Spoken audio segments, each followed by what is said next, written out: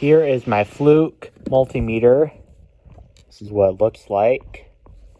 And I was testing continuity on my ceiling fan testing setup, and only to find that the battery in here is out of charge. This is the Energizer 9-volt battery, and look at the expiration date. December 2023. If this was Duracell, the whole thing in here would be full of corrosion.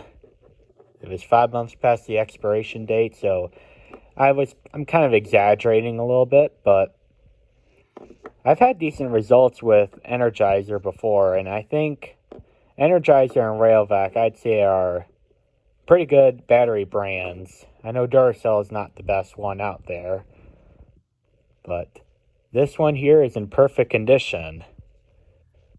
And I think this has mercury in it, it says do not throw in the dumpster. But there's no bulging on the bottom. There's no battery acid coming out. Like, really? This failed safely in the multimeter.